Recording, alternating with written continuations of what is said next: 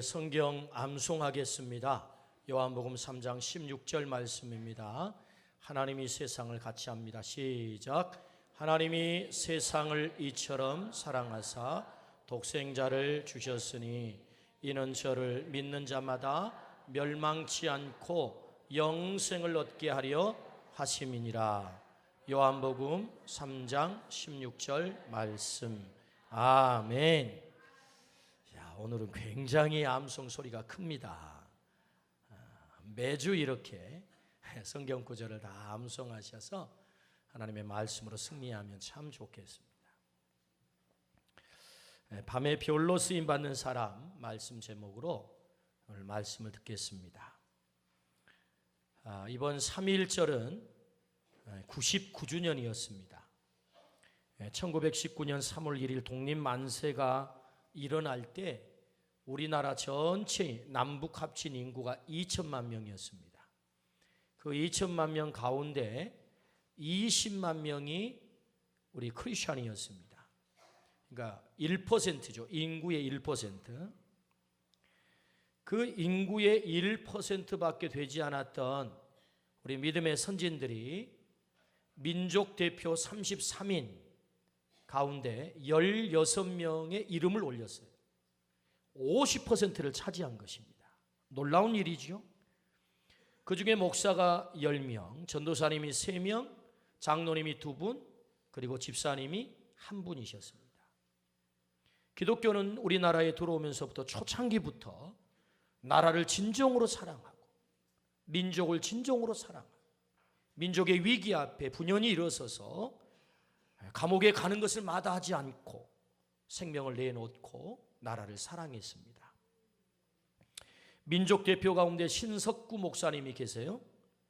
기독교인으로서 정치적인 문제에 참여하는 것이 옳은가를 고민했습니다. 더군다나 종교가 다른 천도교와 합작해서 이 일을 하는 것이 옳은가 이 고민이 많이 된 거예요. 그래서 새벽마다 기도를 했다고 합니다.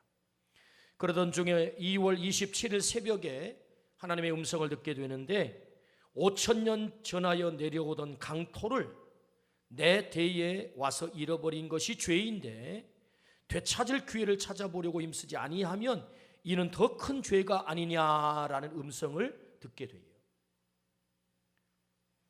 3.1 운동에 참여하는 것이 하나님의 뜻이라고 그는 확신을 했습니다. 민족의 밤에 별로 쓰임을 받게 된 거죠. 그들의 피 흘림이 오늘 대한민국의 기초가 되었습니다. 그들의 피 흘림이 우리로 하여금 풍요를 누리게 한 것이지요. 어느 때보다 우리는 풍요로운 삶을 살고 있습니다. 그야말로 우리의 육은 먹을 음식이 넘쳐납니다. 좋은 집에서 삽니다. 좋은 차를 타고 좋은 옷을 입고 그리고 먹는 것을 주체하지 못해 버리는 것이 수조 원이라고 합니다. 그야말로 우리의 육은 너무너무 풍요로운 삶을 살아가고 있습니다. 그러나 안타깝게도 우리의 영은 날로 피폐해져 가는 것을 우리는 느끼고 있습니다. 우리가 살아가는 세상은 날로 어두워집니다. 요즘은 뉴스를 듣기가 두렵습니다. 너무나도 하도 이상한 뉴스들이 많이 들려와서 말이지요. 전해지는 소식들마다 어둠의 욕망이 춤을 추는 뉴스들입니다.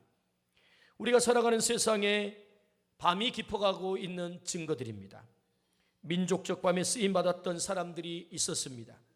주님은 오늘 또 밤에 별로 쓸 사람을 찾습니다. 오늘 본문은 밤에 별로 쓰임받는 사람을 소개합니다. 그 사람은 기드온입니다. 주님은 오늘 우리들에게 기드온을 만나게 하세요. 여러분, 기드온은 누굽니까?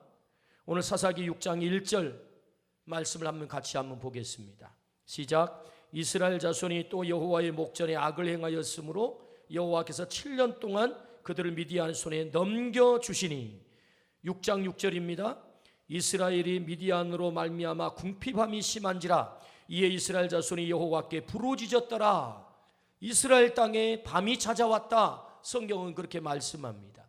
왜 밤이 찾아왔죠? 하나님을 떠났습니다. 그것이 역사의 진리입니다. 하나님을 떠나면 반드시 밤이 옵니다. 고통이 찾아옵니다. 이스라엘 나라에 고통이 극심해졌다. 하나님께서 미디안에게 7년 동안 그 백성을 넘겨버렸다고 말합니다. 여러분, 이스라엘이 약해서 망했던 얘기 아닙니다. 하나님이 넘겨버린 거예요. 왜? 하나님을 떠나서. 이렇게 밤이 찾아온 것입니다. 그 밤에 하나님께서 기드온을 불렀습니다. 네가 이 민족의 밤을 건져야 되겠다. 이 민족을 건져야 되겠다. 그래서 기드온은 사사로 부름을 받아 그 이스라엘 백성을 그 고통의 밤에서 훌륭하게 건져내는 주님의 별과 같은 존재가 됐다. 밤의 별로 쓰임을 받게 된 거지요. 주님은 오늘 우리들에게 말씀하십니다. 너희는 세상의 빛이다. 마태복음 5장 14절 말씀에 우리를 향하여 직접 명명합니다. 너희는 세상의 빛이야. 왜 이렇게 말씀하실까요? 이 세상은 너희가 빛이 되어야 될 만큼 어두워졌어. 이미 밤이야. 그러니까 너희는 반드시 빛으로 살아야 돼라는 주님의 염원, 주님의 소원이 담겨있는 말씀이란 말이죠. 때문에 오늘 주님은 오늘 또 우리를 향하여서 네가 빛으로 살면 좋겠다. 네가 별이 되면 좋겠어. 밤에 반짝반짝 빛나는 별. 오늘 말씀을 통해서 우리 모두가 이 빛으로 사는 은혜가 있기를 주의 이름으로 축원합니다. 그렇다면 여러분, 기드온은 어떤 사람이었길래 밤의 별로 쓰임을 받았을까요? 첫 번째는 밀을 포도주 틀에서 타작했던 사람이다 라고 소개를 합니다. 오늘 사사기 6장 11절, 오늘 본문은 6장과 7장과 8장 이 석 장을 통해서 오늘 말씀을 들으려고 합니다. 같이 한번 읽어봅니다. 시작. 여호와의 사자가 아비에셀 사람 요아스에게 속한 오브라에 이르러 상수리 나무 아래 앉으니라. 마침 요아스의 아들 기드온이 미디안 사람에게 알리지 아니하려 하여 밀을 포도주 틀에서 타작하더니. 기드온을 소개하는데 성경은 기드온의 어떤 모습으로 처음 소개를 합니까? 기드온이 밀을 타작을 하는데 포도주 틀에 숨어서 타작을 했다는 거예요. 당시에 이스라엘 사람들은 밀 타작을 어디서 합니까? 넓은 곳에서 합니다. 그래서 타작 마당이 있는 것입니다. 그곳에서 타작을 해요. 고대 근동 사람들은 땅을 구덩이를 파가지고 그곳을 포도주 틀로 삼았습니다. 그래서 포도주를 따서 그곳에서 포도즙을 짰던 거죠. 그러니까 이게 전혀 번지수가 다른 것입니다. 적어도 타작을 하려면 넓은 들에서 사람들이 다 보게 타작 마당에서 타작을 해야 되는데 그렇게 하지 않고 아주 좁은 포도주 틀에서 숨어서 타작을 하고 있는 기드온의 모습을 성경은 일부러 소개를 합니다. 이 모습이 어떤 모습인가요? 기드온의 비겁함, 기드온의 용기 없음, 기드온의 두려움, 기드온의 이 모습만 소개하는 게 아니에요. 성경은 하나님의 사자가 나타나요. 도대체 당신이 하나님의 사자인 표징을 저에게 보여주세요라고 요구를 해요. 그때 하나님께서 그에게 하나님의 사자의 표징을 보여줘요. 근데 그것도 확신이 들지 않아요. 그래서 또다시 하나님 앞에 이렇게 기드온이 제안을 합니다. 하나님, 제가 아직도 믿음이 부족해요. 그러니 여기 양털 뭉치가 있습니다. 여기에다가 물이 적셔지게 하고 땅은 뽀송뽀송하게 마르게 해주세요. 하룻밤을 자고 났더니 양털 뭉치는 물이 흠뻑 젖었는데 땅은 말라 있는 것입니다. 하나님의 살아계심, 하나님의 일하심의 표징을 보여주신 거죠. 이쯤 되면 두 번씩이나 보여줬으니까 믿어야 되는 것 아니에요? 그런데 기드온이 못 믿어요. 그래서 또 뭐라고 하죠? 하나님, 오늘은 반대입니다. 양털 뭉치는 마르게 해주시고 그리고 땅은 다 뽀송뽀송 마르게 해주세요. 자고 났더니 정말 그렇게 되는 거예요. 기드온에게 하나님께서 3번씩이나 믿을 수 없어, 확신이 들지 않아 3번씩이나 하나님께서 표징을 보여주신 이 사건을 통해서 기드온의 어떤 모습을 소개하고 있는 것입니까? 기드온은 참 연약한 사람이에요. 보잘것없는 사람이에요. 두려워하는 사람이에요. 비겁한 사람이에요. 먹고는 살아야 되겠기에 그래서 밀타작을 해야 되긴 하는데 적들이 두려워 감히 드러내놓지 못하고 숨어서 밀을 타작했던 그런 사람, 뿐만 아니라 하나님의 사자가 나타났음에도 불구하고 그 하나님의 사자를 한 번에 믿을 수 없었던 의심 많았던 사람, 정리해보면 뭐예요? 우리와 별반 다를 것 없는, 보잘것없는 참으로 부족한 인간이었다. 기드온의 모습입니다. 그런데 놀랍죠? 하나님께서는 바로 그런 기드온을 통하여서 이스라엘을 건지고 40년 동안 그 땅에 평화를 가져오는 위대한 사사로 사용해 준 줄로 믿습니다. 그러므로 여러분, 기드온이 어떤 사람이에요? 보잘것없는 사람. 밀을 포도주 틀에 타자겠다라는 말은 기드온은 보잘것없는 사람, 부족한 사람, 용기 없는 사람, 그걸 소개하고 있다. 의심 많은 사람 소개하고 있다. 오늘 우리는 이런 생각을 합니다. 하나님께 쓰임받는 사람, 주님 앞에 별처럼 쓰임받는 사람, 그 사람은 출신부터 좀 달라. 특별한 사람이야.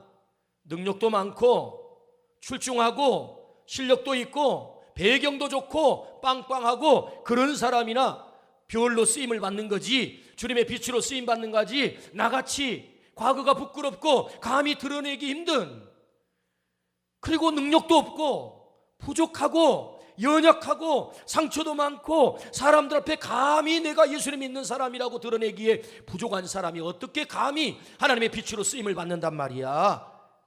어떻게 별로 쓰임 받는단 말이야? 나는 아니야. 나는 쓰임 받지 못할 거야. 내가 지난날에 어떤 실패를 한 사람인데, 내게 어떤 상처가 있는 사람인데 내가 빛으로 쓰임 받을 수 있어? 언간생심, 그건 있을 수 없는 일이야 라고 생각할 때가 많습니다. 하나님 앞에 쓰임받는 사람, 특별한 사람이라고 생각합니다. 능력이 많아야 되고 부족함이 없어야 되고 지난날에 흠이 없어야 되는 사람, 그런 사람들이나 하나님께 쓰임받는 사람이라고 생각을 합니다. 그런데 하나님은 우리의 그 생각을 완전히 깨뜨려 놓습니다. 하나님은 기드온을 우리에게 소개한 이유, 기드온은 특별한 사람이 아니야. 너와 같이 정말로 보잘것없는 사람이야. 용기도 없었던 사람이야. 그런데 내가 기드온을 밤의 별처럼 사용했단 말이야. 너도 그렇게 사용할 수 있어 라고 주님이 이 말씀을 들려주시는 것입니다. 그러므로 오늘 우리가 부족하다고요, 연약하다고요, 사람들 앞에 감히 나의 지난날의 부끄러운 모습을 다 말할 수 없는 그런 사람이라고요, 염려하지 마세요. 그 부족함 때문에 하나님은 우리를 사용할 줄로 믿습니다. 그 사람이 쓰임을 받는 것입니다. 어떻게 해요? 그냥 부족하기만 하면 쓰임 받습니까? 오늘 비결이 있습니다. 사사기 6장 12절 말씀, 어떻게 부족한 사람이 그 부족함을 극복하고 하나님의 별로 쓰임을 받을 수 있을까? 6장 12절 같이 한번 읽습니다. 여러분, 공통점을 한번 찾아보십시오. 시작. 여호와의 사자가 기드온에게 나타나 이르되 큰 용사여, 여호와께서 너와 함께 계시도다 하매. 사사기 6장 16절 말씀, 여호와께서 그에게 이르시되 내가 반드시 너와 함께 하리니 네가 미디안 사람 치기를 한 사람을 치듯 하리라 하시니라. 사사기 6장 34절, 여호와의 영이 기드온에게 임하시니 기드온이 나팔을 불매 아비에셀이 그의 뒤를 따라 부름을 받으니라. 할렐루야. 여러분, 공통점이 뭐지요? 내가 너와 함께 하겠다. 반드시 너와 함께 하겠다. 그래서 그 약속들의 여호와의 영이 기드온에게 임하자 기드온이 하나님의 사사로 민족을 밤에서 구원한 줄로 믿습니다. 하나님이 함께 하시면 그렇게 된다는 거예요. 내 능력이 아닙니다. 내 실력이 아닙니다. 지난날의 과거에 윤리적으로 도덕적으로 완벽하기 때문에 쓰임받는 얘기가 아니에요. 내게는 부족함이 있어요. 연약함이 있어요. 그런데 하나님이 함께 계시면, 여호와의 영이 우리 가운데 역사하시면 오늘 우리가 그렇게 밤의 별로 쓰임받게 될 줄로 믿습니다. 이것이 하나님이 일하시는 방법이라고. 중요한 것은 나의 부족함을 보지 말고 여호와의 영이 나를 사로잡아 달라고, 하나님께서 나와 함께 해달라고, 오늘 우리에게 이 기도가 있어야 될 줄로 믿습니다. 여러분, 성경에서 별처럼 쓰임받는 사람들은 한결같이 특출한 사람이 아니고요, 부족한 사람들이었습니다. 여러분, 야곱이라는 인물이 있습니다. 야곱의 이름의 뜻이 뭐지요? 발 뒤꿈치를 잡다라는 뜻입니다. 다른 사람을 걸려 넘어지게 하는 아주 고약한 인간이에요. 아주 출신부터.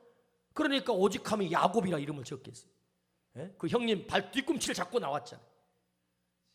사람들을 걸려 넘어지게 하는 아예 출신부터 그런 인간이에요. 그런데 하나님께서 그를 이스라엘로 변화시킨 줄로 믿습니다. 어떻게요? 하나님이 함께하니까 야곱이 변해서 이스라엘 나라가 됐대요. 나라가. 부족한 사람을 하나님이 그렇게 사용하는 것입니다. 여러분, 야곱의 아들들 가운데 유다라는 인간이 있어요. 죄송해요, 인간이라 그래요. 여러분, 이 유다가 나중에 이스라엘 또 다른 별명이 뭐죠? 유다잖아요. 유다. 이스라엘을 유다라 그래요. 한 나라가 됐다니까, 한 나라. 근데 여러분, 이 유다가 얼마나 고약한 인간인 줄 아세요? 얼마나 부끄러운 인간인 줄 아세요? 세상에나 우리 세계에도 별로 없을 그런 얘기. 시아버지가 며느리랑 관계를 해서 아들을 세라와 베레스를 낳아요. 별로 놀래지도 않아요.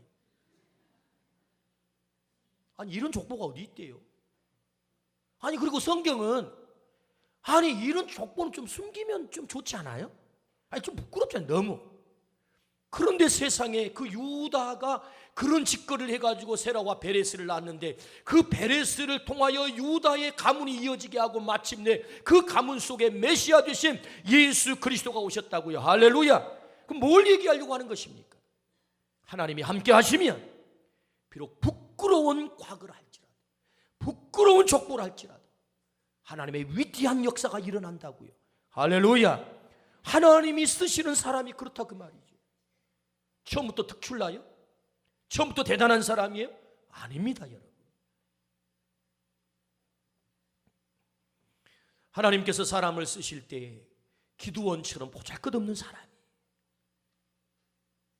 제가 목사 안수를 앞에 놓고 뭘 고민한 줄 아십니까? 7년 대학원 공부를 했어요. 2년 동안 인턴을 했어요. 그리고 목사 안수를 받고 앞에 놓고 저의 기도는 딱 한 가지였어요. 주님, 제가 과연 목사의 자격이 됩니까? 지난날에 부끄러운 삶이 있는데 과연 제가 목사의 자격이 되는 것입니까? 내가 과연 설교를 할 수 있는 사람입니까? 그때 제 마음속에 들려온 감동은, 아니야, 괜찮아. 내가 너를 다 용서했잖아. 내가 너를 깨끗하게 했잖아. 내가 지난날에 너의 삶을 다 해결했잖아. 주님이 그 음성을 제게 들려주셔서 제가 용기를 내서 목사가 된 것입니다. 다른 사람들의 손가락질이 아니고 제가 제 자신을 들여다봤을 때 나의 부끄러움으로 어떻게 목사가 과연 될 수 있을까? 하나님이 함께 하시면 하나님께 쓰임받게 될 줄로 믿습니다. 기드온이 바로 그런 사람이었다는 거예요. 밀을 포도주 틀에서 타작을 했던 사람. 그런데 하나님이 함께 하심으로 여호와의 영이 그에게 임하시고 하나님께 쓰임받게 된 줄로 믿습니다. 오늘도 하나님이 우리와 함께 계시면 그렇게 우리가 쓰임받게 된다. 믿으시기를 축복합니다. 두 번째는, 기드온은 어떤 사람일까요? 450대 1에 하나님의 작전을 믿고 순종한 사람이에요. 450대 1에 하나님의 작전을 믿고 순종한 사람이다. 사사기 7장 8절입니다. 시작. 이에 백성이 양식과 나팔을 손에 든지라 기드온이 이스라엘 모든 백성을 각기 그의 장막으로 돌려보내고 그 300명은 머물게 하니라. 미디안 진영은 그 아래 골짜기 가운데 있었더라. 여기 300명을 주목하십시오. 오늘 이 말씀을 설명해 보면 이렇습니다. 기드온이 이제 막 이렇게 하나님께 부름을 받는 그 시점에 미디안이 13만 5천 명이 쳐들어온 거예요. 이스라엘 나라가 이제 완전히 망하게 됐어요. 그래서 기드온은 백성들에게 미디안이 쳐들어왔으니 우리가 적을 물리쳐야 되는 것 아니냐? 모여라! 나라를 구하기를 원하는 사람 전부 모여라! 그랬더니 몇 명이 모여요? 3만 2천 명이 모였어요. 13만 5천 명 대 3만 2천 명. 이건 게임이 안 되는 거죠. 여러분 4대 1 정도 되는데 어떻게 이기겠어요? 중과부적이잖아요. 근데 이 하나님 보십시오. 하나님은 야, 많다. 돌려보내. 아니, 뭐가 많아요? 이게 지금 숫자가 안 되잖아요. 근데 하나님은 많대요.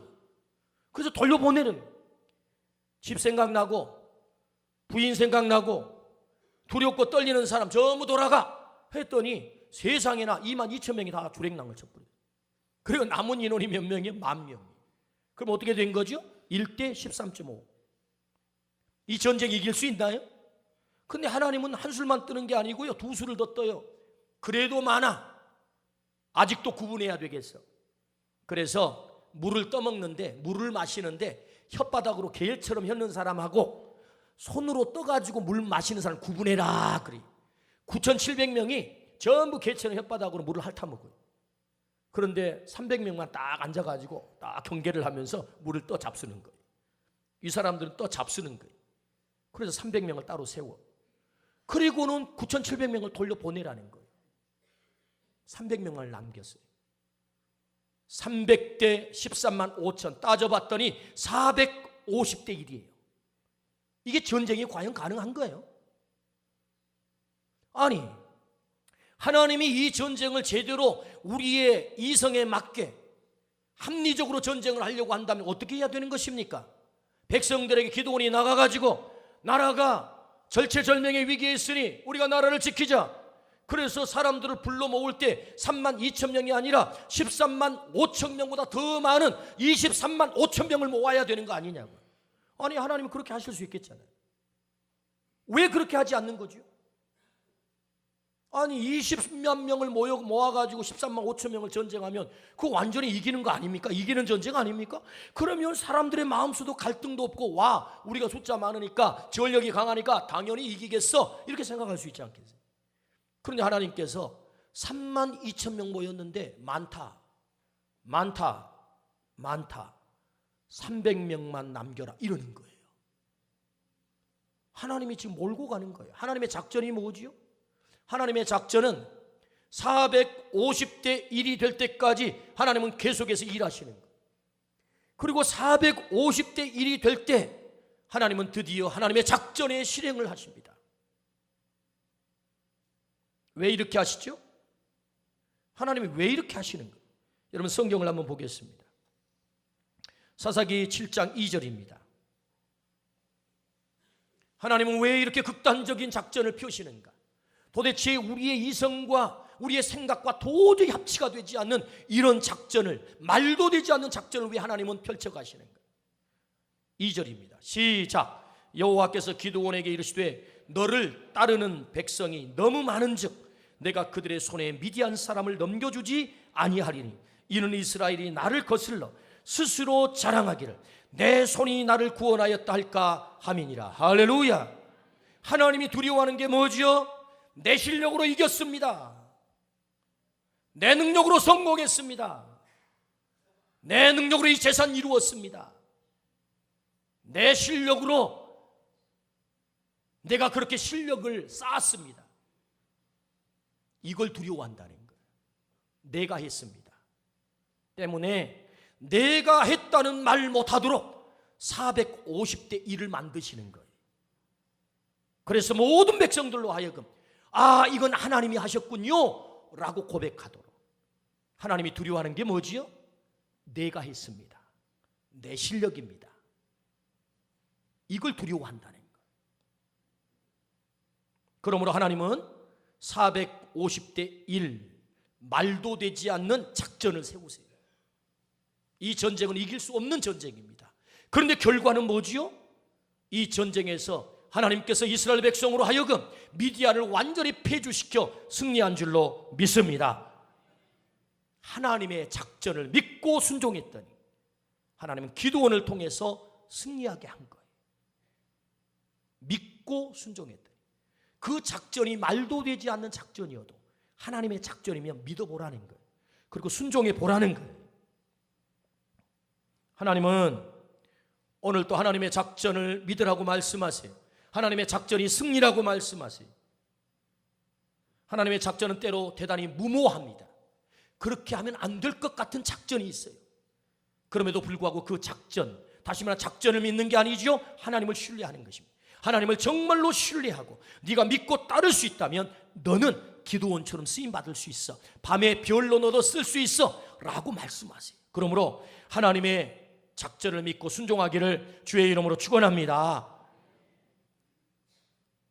몇 년 전부터 우리나라 문학가 중에 해년마다 노벨 문학상에 이름이 오르내리는 사람이 나왔습니다.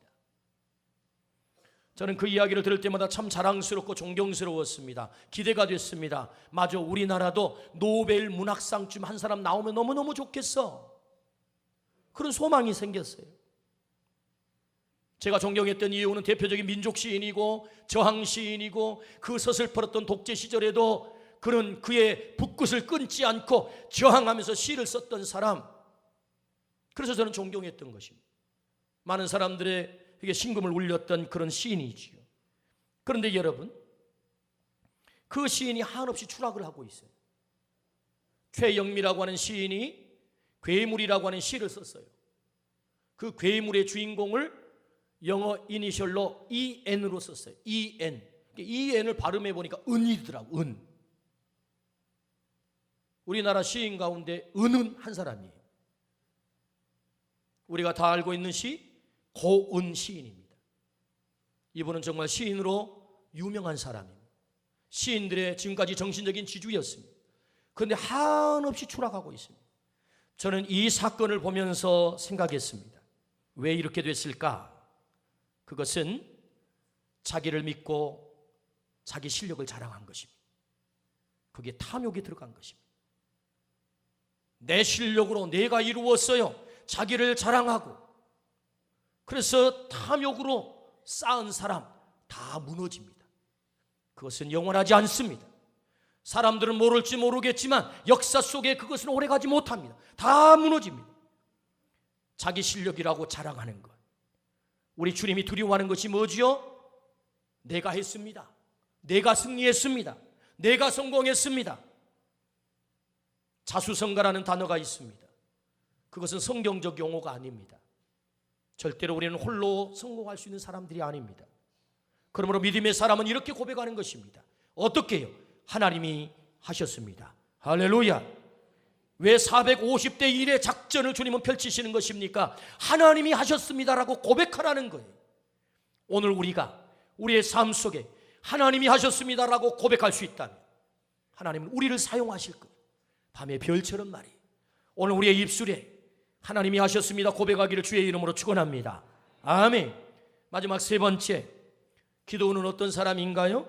횃불과 나팔로 전쟁을 준비한 사람, 횃불과 나팔의 무기를 든 사람, 기드온이라고 말씀하세요.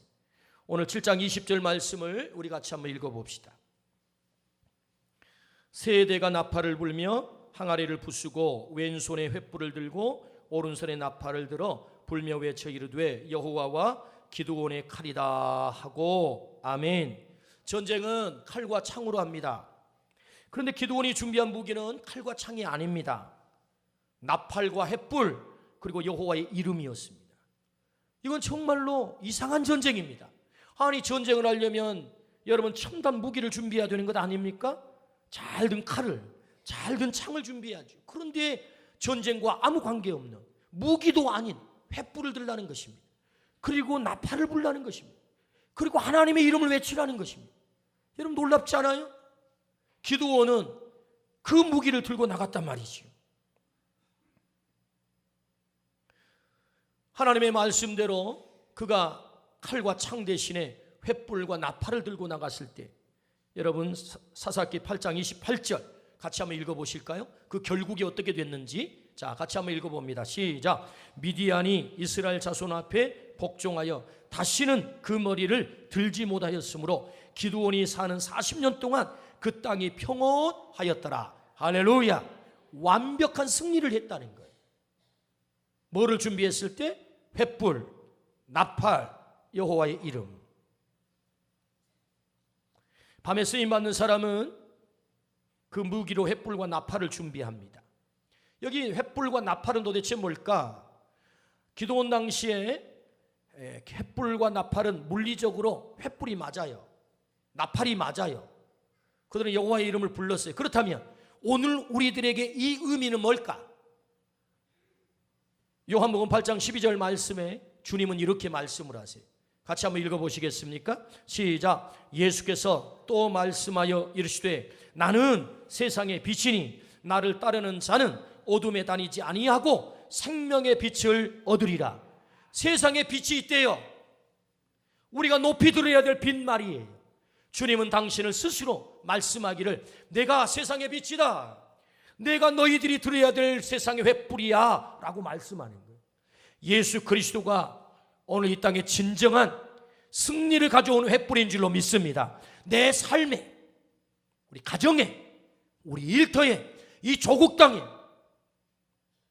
우리를 승리케 하시는 그 횃불이 뭐냐? 예수 그리스도인 줄로 믿습니다. 2차 세계대전이 끝나고 많은 약소국들이 독립을 했어요. 속국이 되어 식민지로 살아가던 힘없는 나라들이 독립을 했어요.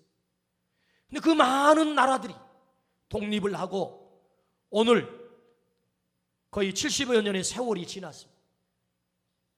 그 나라들이 다 어떻게 됐죠? 아직도 헤매고 있습니다. 아직도 사실 어둠 가운데 헤매고 있습니다.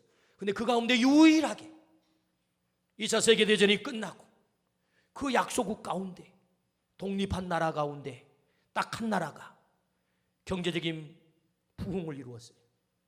그래서 경제대국 10위권이 됐어요. 뿐만 아니라 민주주의를 이루었어요. 어디에선 당당하게, 심지어 마음에 들지 않으면 대통령도 욕하는 세상이 됐어요. 당당하게 말이에요. 그래서 민주주의를 이룬 나라가 됐어요. 여러분, 그 나라가 어디 나라입니까? 대한민국입니다. 대한민국. 자랑스럽게도 대한민국, 물론 문제가 없는 것은 아니지만 이 땅이 그렇게 복을 받았다고. 어떻게 이렇게 된 거죠? 여러분, 1800년 말에 이 땅에 횃불을 들고 들어오신 분이 계세요. 언더우드와 아펜셀러, 예수 그리스도의 빛을 들고 이 땅에 들어와. 그래서 언더우드는 기도했습니다. 이 조선 땅이 어둠에 잠겨 있습니다. 도대체 빛이라고는 한 점이 없습니다. 깜깜합니다. 하나님 어떻게 하죠? 라고 들어왔던 언더우드의 기도가 예수 그리스도의 횃불을 들므로 이 땅에 광명의 세계가 열린 줄로 믿습니다. 그래서 사회학자들이 연구를 해요. 종교 사회학자들이 연구를 해요. 도대체 이 나라가 어떻게 해서 이렇게 발전하게 됐는가? 그 발전과 한국 교회의 부흥이 똑같이 맞물려 간다는 거예요. 할렐루야. 어떤 사람 말할 것입니다. 그거 너무 아전인수격으로 해석하는 거 아닙니까? 아니요. 240개 나라 가운데 100년 어간에 백성의 20%가 크리스찬화된 나라는 세계에서 유일하게 대한민국 뿐입니다. 이것과 70년 전에 독립을 해서 세계 경제 대국을 이루고 그리고 민주주의를 이룬 나라가 세계에 딱 하나가 있는 나라와 일치가 된다면 어떻게 우연이라고 말할 수 있겠어요? 그러므로 여러분, 예수 그리스도야말로 우리가 들어야 될 횃불인 줄로 믿습니다. 예수 그리스도가 내 삶 속에 들어오면 내 삶이 변한다니까요. 바뀌어요. 우리의 과거가 해결이 되는 거예요. 우리의 부족함이 해결이 되는 거예요. 내가 지난날에 어떤 삶을 살았어도 그런즉 그리스도 안에 있으면 새로운 피조물이라. 이전 것은 지나갔으니 보라, 새 것이 되었도다. 할렐루야. 그러므로 여러분, 기드온이 들었던 그 횃불과 나팔이 뭡니까? 예수 그리스도의 횃불인 줄로 믿습니다. 예수 그리스도가 세상의 빛이다. 그거 들면 되는 거예요. 여러분, 나팔이 뭐죠? 메신저. 나팔수. 그 복음을 전하는 거죠. 오늘 우리가 우리의 입술로 예수 그리스도를 전할 때 여러분이 우리에게 진정한 승리가 주어질 줄로 믿습니다. 그리하여 하나님의 이름을 높일 때, 여호와의 이름을 불렀다잖아요. 하나님의 이름을 높일 때 하나님께서는 우리에게 진정한 승리를 가져올 줄로 믿습니다. 아멘. 밤에 별로 사용할 사람을 찾아요. 어떤 사람이 밤에 별로 쓰임 받습니까? 부족하고 연약하고 보잘것없지만 하나님이 함께 하시면 그 사람이 별로 쓰임을 받는다라고 말씀하세요. 뿐만 아니라 말도 되지 않는 하나님의 작전을 믿고 순종하는 사람, 그것이 450대 1의 전쟁이라 할지라도 오늘 젊은이들이 말합니다. 너무 경쟁이 치열하다고. 그래서 길이 보이지 않는다고. 하나님의 작전은 뭔 줄 아세요? 450대 1이에요. 그런데 승리를 가져온 것입니다. 하나님을 믿고 순종하면 하나님은 그를 사용할 줄로 믿습니다. 뿐만 아니라 횃불을 드십시오. 예수 그리스도가 생명의 빛이라고 말씀하세요. 그 복음의 메신저가 되십시오. 하나님의 이름을 높이시면 오늘도 하나님은 그를 사용할 줄로 믿습니다. 우리 모두가 그렇게 쓰임받기를 주의 이름으로 축원합니다. 아멘. 기도하십시다.